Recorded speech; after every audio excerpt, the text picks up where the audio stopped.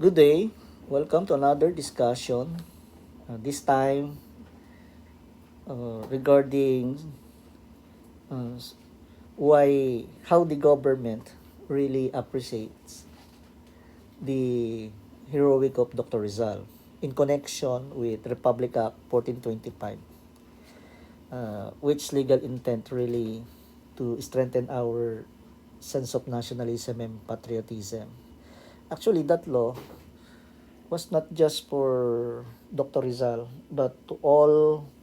We're going to we have to study also the heroics of other heroes of our country, but we benchmark Rizal in nationalism and patriotism.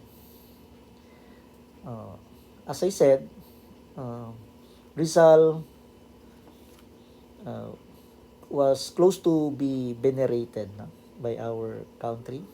Aside from Republic Act 1425 mandating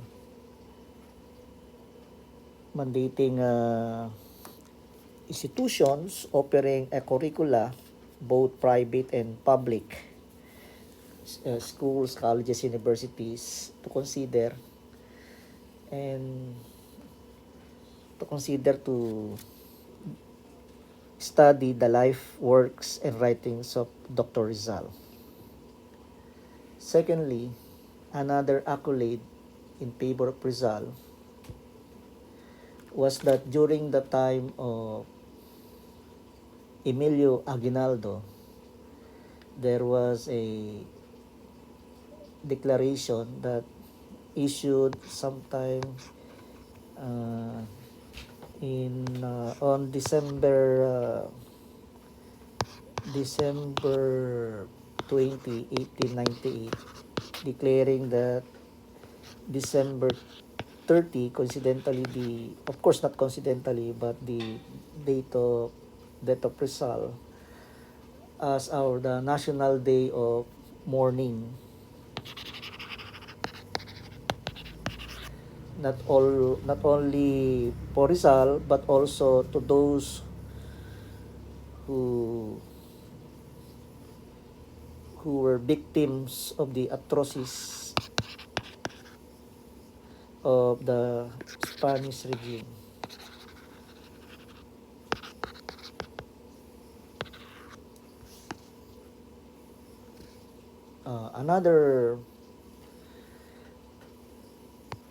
Another emphasis, the importance of Dr. Rizal. The Did you know that the first monument of Rizal was erected in Camarines Norte? Thirdly, the kilometer post zero is the reckoning place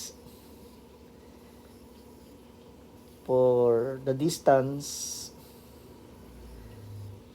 between the kilometer zero up to the current kilometer post. For example, in Novaliches, Quezon City, in our barangay, our kilometer post is 17 kilometers, meaning our location is 17 kilometers from Rizal's monument.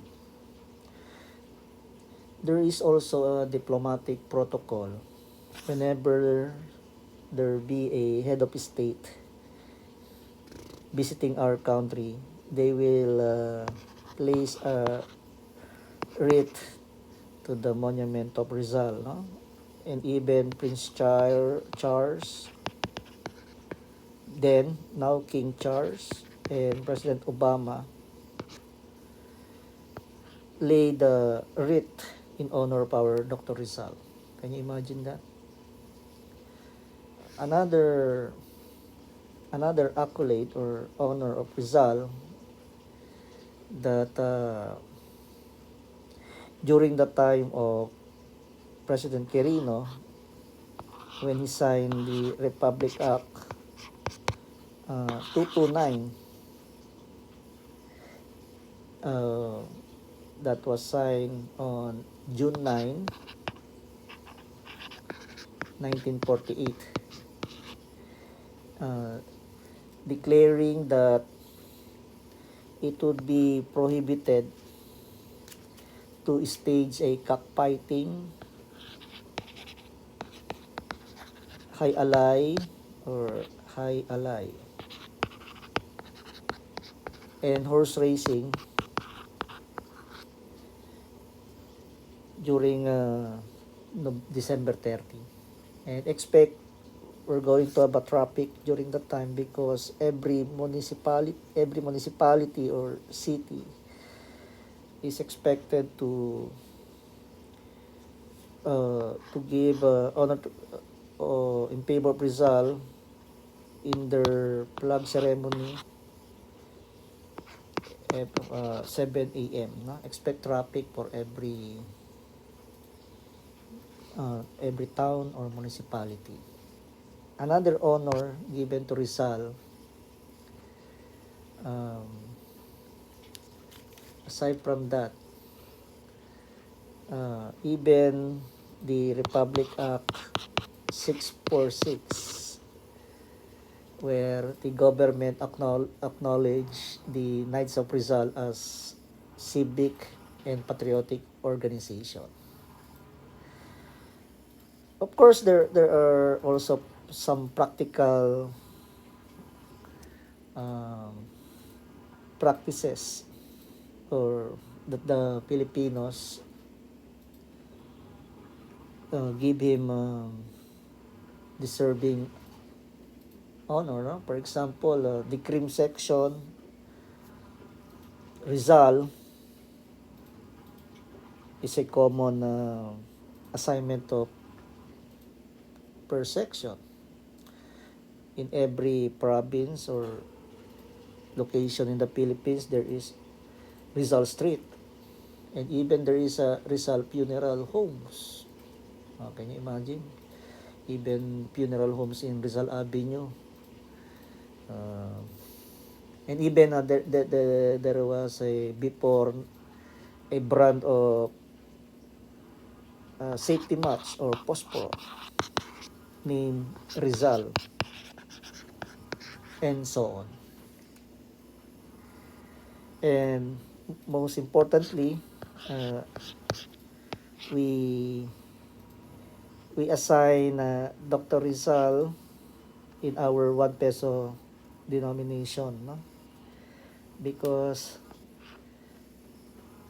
1 peso could be in the possession of every Filipinos so that we can remember Rizal through that 1 peso coin. Do you have any other ideas on how we appreciate the effort of Rizal? And that would be my questions to be answered later. Bye.